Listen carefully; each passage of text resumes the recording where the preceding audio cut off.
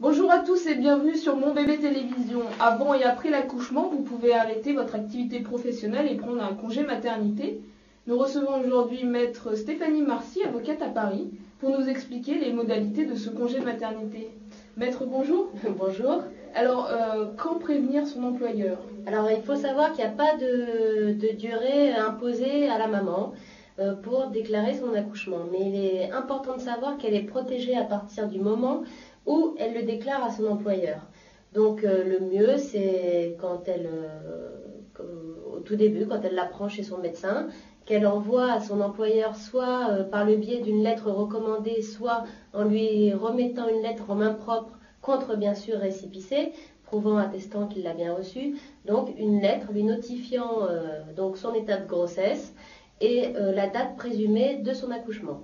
D'accord, et donc on le prévient en faisant, faut forcément avoir une démarche, aller vers lui et lui dire le plus tôt possible. Oui, parce que dans le cas où elle ne lui dirait pas et que sa grossesse serait apparente, c'est-à-dire qu'elle aurait le ventre qui deviendrait rond assez tard, s'il la prenait par l'une de ses collègues et qu'ils se disent ah ben voilà, c'est le bon moyen de la licencier puisqu'elle ne m'a pas prévenu, là elle serait plus du tout protégée et elle pourrait être licenciée donc pour une autre raison que son état de grossesse. Alors justement, ce congé de maternité, combien de temps il dure? Combien de temps on a le droit? Alors, on a le droit, ça varie donc d'une part en fonction du nombre d'enfants que l'on a déjà à la maison. S'il s'agit d'une naissance unique, de triplés ou de jumeaux, et en fonction de l'état de la mère. Donc, en principe, avant l'accouchement, donc pour une personne ayant un seul enfant ou deux à la maison, et quand il s'agit de son premier enfant, avant l'accouchement, la période donc, de congé est de 6 semaines. Et après l'accouchement, elle est de 10 semaines, donc ce qui nous fait en tout 16 semaines. Quand il y a 3 enfants ou plus à la maison, avant l'accouchement, elle est de 8 semaines, et après l'accouchement, elle est de 18 semaines, donc ce qui nous fait en tout une durée totale de 26 semaines.